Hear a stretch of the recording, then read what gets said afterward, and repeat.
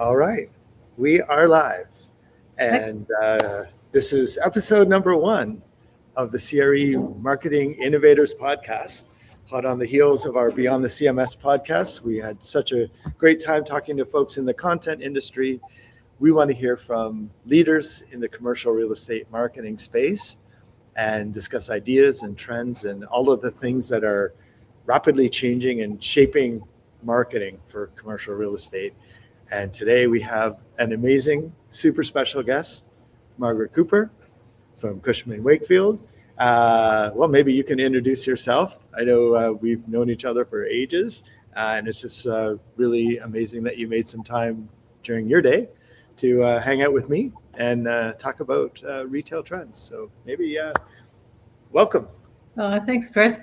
And Chris and I have known each other since Yorkdale days, and happy and proud to say that Yorkdale's still a driving force in our industry.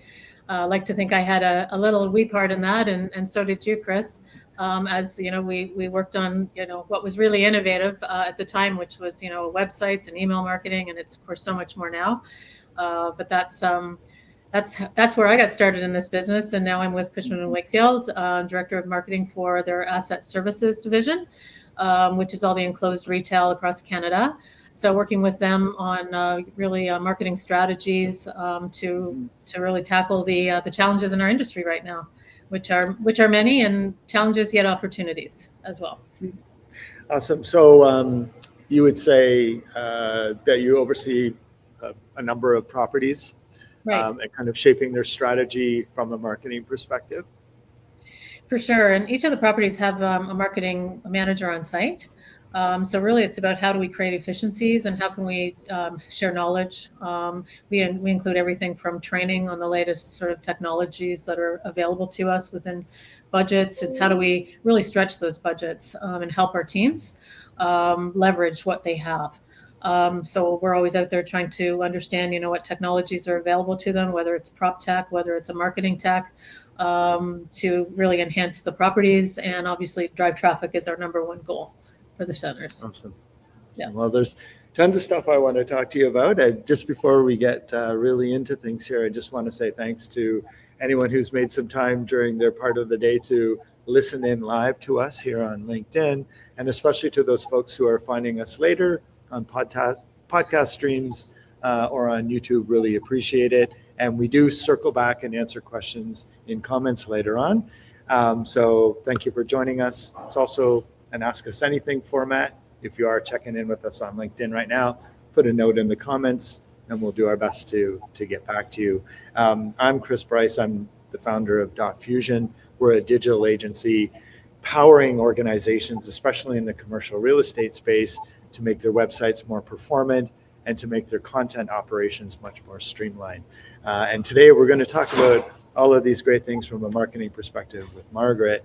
And maybe, Margaret, we could start out with, I was checking out your LinkedIn posts earlier today, and you had an interesting post talking about kind of influencer marketing and how that's changing the landscape of marketing for retail.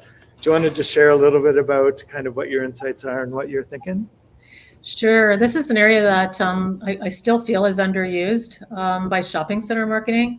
I know retailers are heavily invested in influencers and aligning with key influencers for their brands, but how do we sort of take that and bring that to the shopping center world, because we're the house for all those brands. So while we do work with influencers now, and there's different ways in which we sort of attract them, work with them, it's an opportunity that we need to expand on, because with AI search nowadays, it's a way for us to generate content, and content that is really super powerful, because it sort of measures an intent, because it's showcasing the mall, or it's showcasing the product, it's showcasing an event that people have to get to, and it's coming from somebody that isn't a traditional advertiser route. It's coming from something that's people trust and they're following, so that it's that trust aspect that advertising world always struggles with. So I think the importance of aligning with influencers that make sense for your brand and can target your shoppers is a win-win.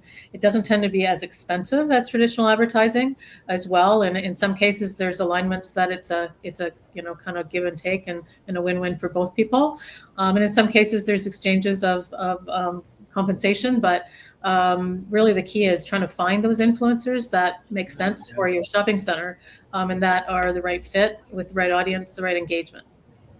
Interesting. Yeah, we were chatting a bit earlier about how do you find an influencer and how do you reward them, I guess. And by the way, if you know any influencers, connect with Margaret. Yeah, for sure.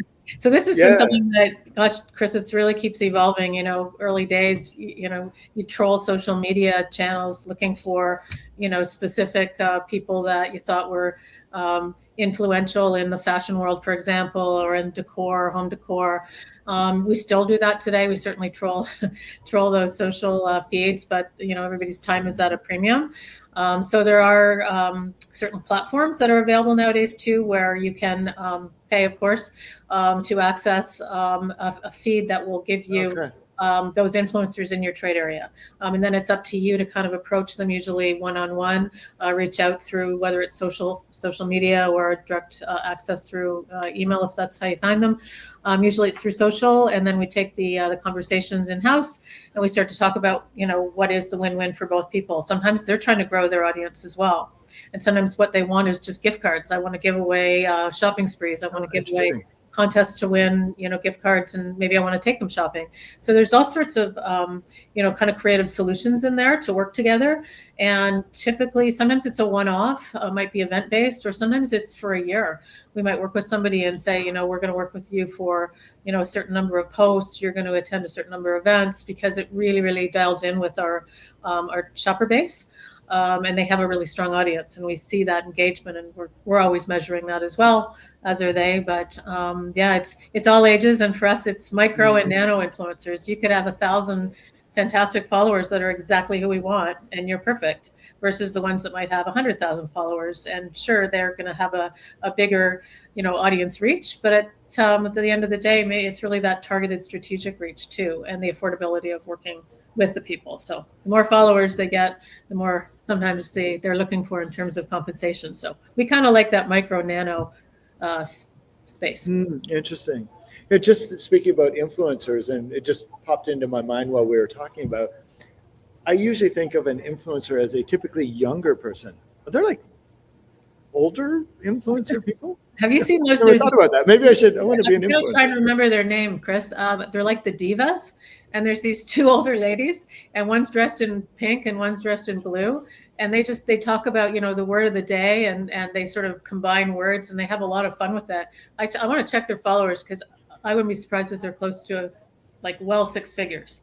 Interesting. And they joke a bit about it too. And I don't know who does all of their setups, but sometimes they're leaping onto luxury jets. Sometimes they're out in the golf course. They're always dressed in pink and blue, and they've got gray hair, the whole thing, and they're proud of it, and they're fashionable, and they're just talking about dispelling the myths of life of somebody in that age group. So I think it's fun for all ages too. There's the way they mash up the words is pretty fun. I won't say some of them; they're a little rude. So part of the shift from traditional retail marketing is that you're not just buying ads and billboards and driving traffic. It's quite a bit more complex, and you're challenged in targeting the right demographic on the right channel with the right message, and that's a little bit more interesting than it used to be. So influencers are a big part of that, I guess. What other channels are you finding that work a little bit differently than they used to, or something that works better these days? I don't know, Chris. It's so unique to each marketplace. So I will say that. So across Canada, of course, when you're in the bigger, GTA marketplaces, the trying to sort of work with any traditional advertising, it's so cluttered. That's where you have to really, really drill down and understand that shopper the best you can, and understand who your customers are. So that's kind of key. But as we go kind of sometimes across the country and we get into smaller cities, and we're located even more sort of suburban in those smaller cities, sometimes radio is really great. So we'll work with radio, but there's always a link. So there's always a link to social, that digital aspect that is so important. So sometimes these radio show hosts are also influencers. So in some of the shopping centers that we have on in our roster, one that's in Regina, they work with a local radio host that just happens to be a really strong influencer. So there's a double win there. It's because people spend a lot of time in their car in Saskatchewan. So you're getting them on the radio, but then you're also getting that host saying, hey, check out my Instagram feed. I was just at whatever mall. So it's really that understanding that how that all integrates in a different way. So our media buy might have been more traditional where you just bought airtime. Now it's like, how do we work with the host? How do we work with, their personalities and all of their feeds that they have on social to make sure that, we're one of their quote favorites, I guess. So that's our challenge is really, if there's an opportunity to merge a more traditional, because, understanding that media behavior, people spending a lot of time in their cars. And again, this is in a different province in Ontario. Well, we do spend time in cars. That's true. But there's a lot of radio stations, and it's hard to find those kind of niches. It's a little more difficult. So really it's just a never ending change. And we talked about this before, you have to love change if you're in retail, and you have to love change if you're in retail marketing of shopping centers, because that's our world. So keeping your finger on the pulse of research and understanding your customer and who your customers are is so important as that relates to their media consumption habits, because it has changed enormously in certainly post-pandemic, but it's been changing probably for the last 5 to 10 years as digital and social came onto the scene. So absolutely. Yeah, when you're talking about retail, or used to get scolded if we said mall, I guess the shopping center itself, that's taken on quite a bit of change in what that means to people. And you were sharing an idea that this idea of the mall as a third place, it's something that means a little bit different to the community. I love your opening lead up line with mall, and it used to be a bad word. And you're so right. You're so right, but that's changing. We're actually working on a brand sort of refresh for a shopping center in Canada. And it's funny, their name includes something that is like a plaza or something like that. And one of the discussions about the sort of repositioning and the rebranding is calling it a mall. And everybody on the call is like, well, yeah, because people are looking for that third place, because our first place is usually home. Our second place is work. We're looking for that third place, for some place to go, to hang out. Doesn't cost us a lot of money, tough economic times, right? If it's everyone's stretch, we're looking for a place we can go and connect with people, because as much time as we do spend in front of the screens, and it's a lot, we are looking for that other place to sort of disconnect and still have a great experience. So malls, believe it or not, we're cool again.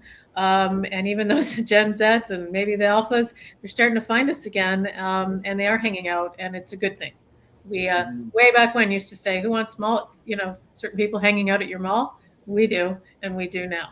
So yeah, we are becoming that third place, which is really fascinating, and it's challenging us to make sure that we're got a mall that is, the environment in the mall is modern, and that sort of obviously takes some budget to make sure that we're looking good, feeling good in that environment, but also organizing events that attract people and engage people in ways that get them out. We just actually ran a terrarium workshop at a shopping center in Calgary, and the amount of people that showed up for that was amazing. It was sold out.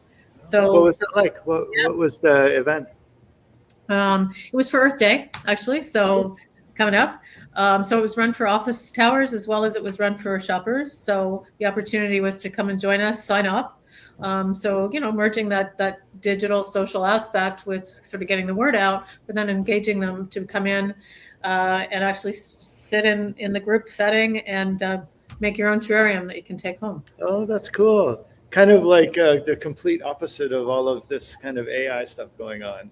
Get your hands in there and experience an environment where you're around some people.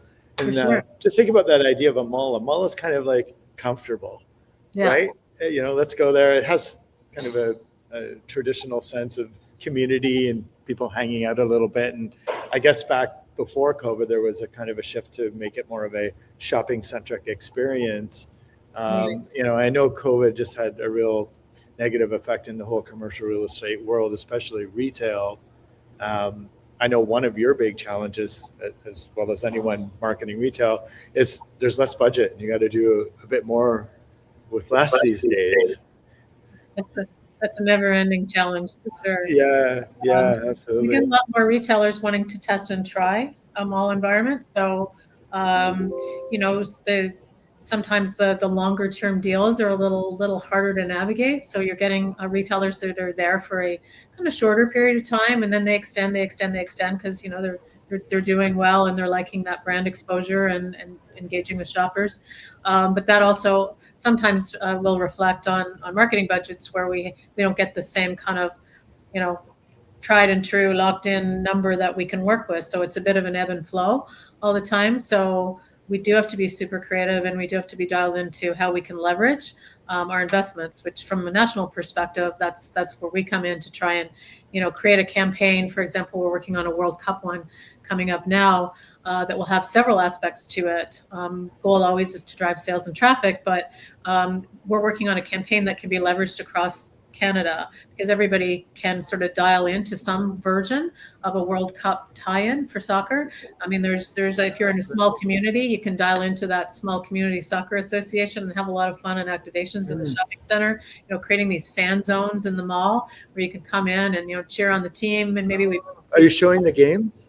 Well, TBD. That would be cool. Yeah. Yeah, it is cool. And I really think there's a lot of, again, it's just what you're talking about, Chris, creating that community hub for the mall. So sure, you can sit at home, you could sit in a bar, it's going to cost you more money, but you can come to the shopping center, grab a coffee, whatever you want to do, or nothing. You can just come and join us and join in the fun. And that's sort of where the malls are engaging shoppers now and really attracting the shoppers to come in and join us. We just did a March break event at an Ottawa shopping center, and we had about 1,500 people over 2 days. Again, come in for a special event, working with your hands, having some fun, multi-generational. Grandparents were coming in with the children, with the grandchildren, and everybody was, working on a craft. It sounds pretty rudimentary, but it is, it's working. It's definitely attracting people, and people do want to come out to engage, whether it's World Cup, a craft event, make a terrarium, whatever it is.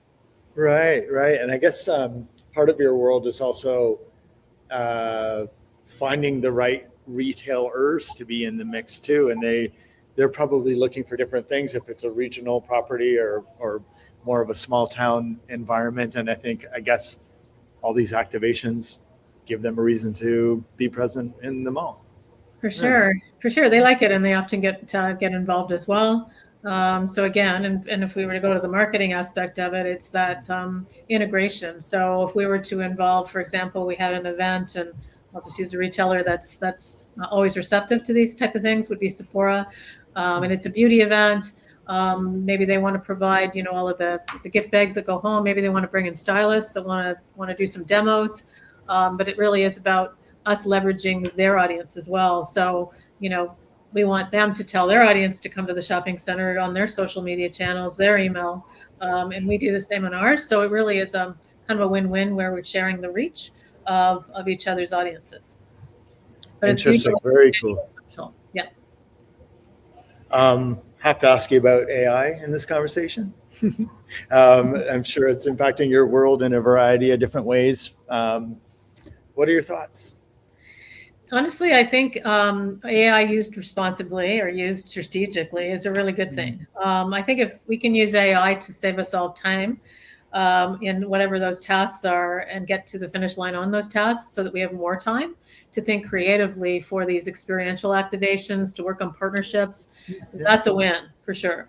As it's evolving all the time and trying to stay ahead of this evolution of kind of how it gets applied. I think our biggest challenge right now is search and really getting found on search through the shopping centers. I know that our retailers are probably a lot more savvy even than we are. So, we got a race to catch up there because search is, multi-generational. So, it used to be just Google. Nowadays, you can snap a photo and, search that way. It could be voice activated. It could be, you could circle a photo. You can even, there's vibe searches now. Like, I want a cool vibe in a mall. Like, how do we get on that radar? Right. I guess you have to be cool. I don't know. So yeah, that's our challenge in terms of how do we get found. So it goes all back to content. And it actually goes back to what we just started with, which is those influencers that we could work with to start generating that amount of content. Because I don't think there's enough hours in the day for us to generate the kind of really authentic content that would get us really found strategically by the AI tools that are out there. So it is a new world. It's probably one of our biggest challenges right now is that. Interesting. And kind of related to that, we were speaking a bit earlier about some of the new thematics at the ICSC events, and you were just sharing that there's a real focus on PropTech, which is fundamentally powered by AI, if anything's technology based. I think in Vegas this year, there's a whole PropTech zone going on. What do you know about that?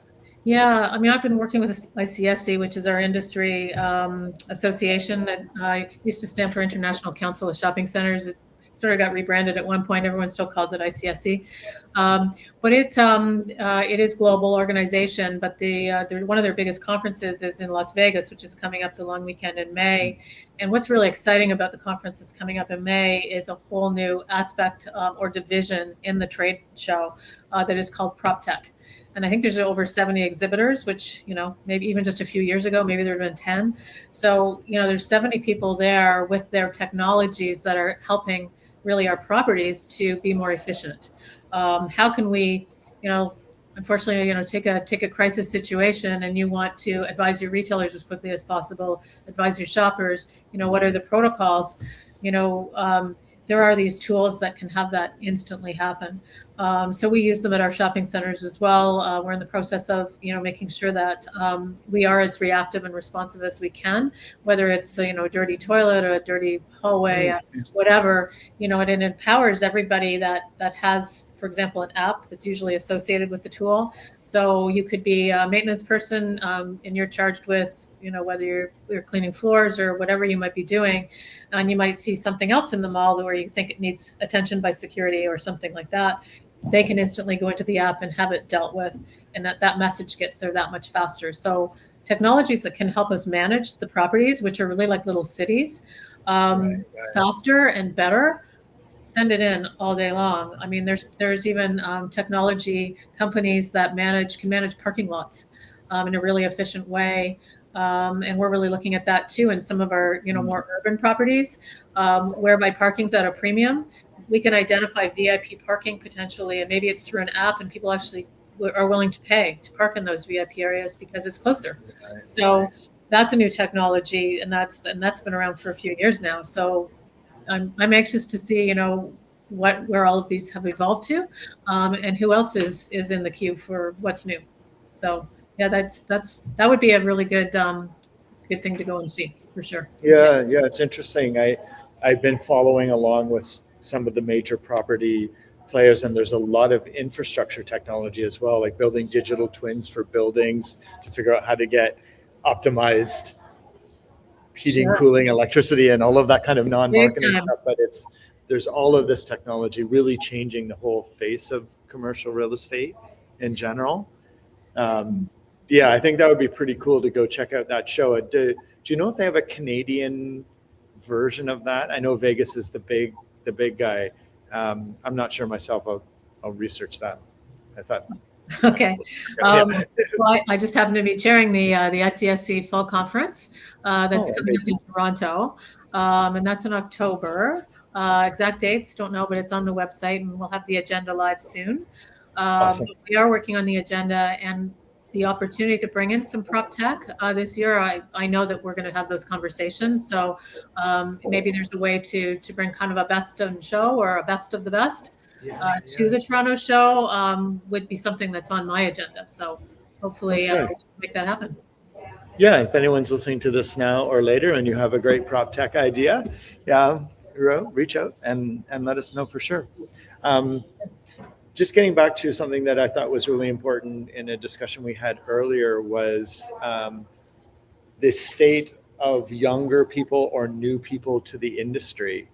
And do you have any pointers for them or ideas on how to get involved in the industry? And I'm only assuming it's quite a bit different than it was even 10 years ago. It's a funny thing. Our industry, when people kind of get into it, like there are schools that focus now on, Guelph has a course, and some of the colleges have courses that are really focused in on the real estate world. And so those are fantastic to go to. But marketing specifically is a specialization in our industry. And it's one that I don't know how much you can go to school for. I think you have to understand marketing principles, but you also just have to get out there and do. So, if you have photography skills, for example, you spend a lot of time on your own socials, whoever you're following, be it fashion, style, decor. It's really important to us that people that we work with are kind of dialed into that social network. And that if they have some extra skills, photography, of course, is a wonderful one to have, and video being probably even, greater than photography. So that's all we always see that as a big bonus. It's like, wow, not only do they have great marketing skills, but on the side, they happen to be a photographer, or they do it as a hobby. They love making videos. Yeah. It's something that we're acknowledging on this end from a technology perspective, is that there's a growing gap of opportunities for interns even, or people who just want to kind of get something on their resume. And with all this AI powering the things that we do, which is engineering and software development, we don't really have places for junior folks anymore. So we're trying to think kind of creatively around how do we continue to be part of the technology community by supporting younger people to get into the scene. But that pathway is quite a bit different right now. I'm just wondering, does Cushman have internships? Are there? Yeah, I'm glad you asked that. Yeah, they definitely do. So if people are interested, they should definitely go onto the Cushman Wakefield website and just Google the internships. They would be well underway at this point, because graduations, if you were in university or college, would have been around this time, but high schools still as well. I know some of the properties are very open to interns. We've had interns at the properties over the years that have really grown into full-time positions for them in marketing. I've worked with interns. I currently have our digital coordinator for National. She started with us as an intern for 2 years, and she's been working with us for now about 4 years, 3-4 years. So I fully encourage interns, and these are paid positions as well. So we understand that everybody can't, work for free. I think that was a long time ago. So nowadays, they're paid positions, and you apply like everything else. But there's certainly a really strong interest in our industry to support the up and coming generations, and even within ICSC, they have. A whole separate group that just sort of focuses. That's a great idea too. I think it's called Next Gen. Okay. So there's even special events that are just for a particular kind of like just emerging from sort of school and training. So it's an opportunity for some of us who have been in the industry longer to also spend time with them. And actually, part of our fall conference is we have these kind of it's not like speed dating, but it kind of is like that, where we do these roundtables and everybody gets like 5 minutes to kind of connect with each other and get to know each other, and maybe there's a connection. So another opportunity for somebody interested in the industry could come out to our event and join into one of these roundtables. Okay, that's a great idea. And I actually think that ICSC has a student membership, if I'm not mistaken. You do. It's fairly cost effective too. Yeah. Right on. Yeah. Okay, so that's cool, because we want to kind of keep the mix growing. We need new ideas and more people in the industry sharing and Absolutely. Kind of making adjustments to the change of the times here. For sure. Yeah. I mean, diversity is key, right? And diversity is everywhere. And to me, diversity is as much in thinking. So it's age, it's in thinking, it's in all the different areas of diversity. But I really think that that's an area that if you're in marketing and shopping center and retail, the more diverse viewpoints, the better. Awesome. We didn't even get into thrifting and our time is up. Gosh, great trend. No, we got so many ideas, and we've really covered a lot of ground, and we could start to deep dive into all these facets. But my kind of key takeaways are marketing for retail is really changing. There's influencers and AI involved, and new skills that need to be brought into the industry.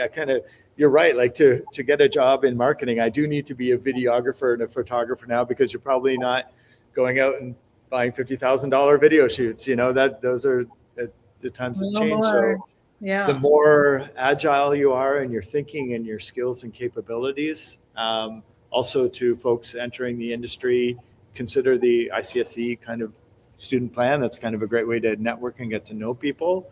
And Cushman has an intern program. There's a connection to you, Margaret, in this on our social channels, where this will be stashed on YouTube and all the podcast channels afterwards. But any parting comments? We're over time, and I'm always happy to keep chatting. You know what, Chris, I think you've probably always been an inspiration to me in our industry as it relates to marketing, because there's just you have to have a great appetite for learning. And I've always been so inspired by Dotfusion and your team and everything that you provide all of us. You always bring something new to the table. I know there's a number of new products that you're offering our circle.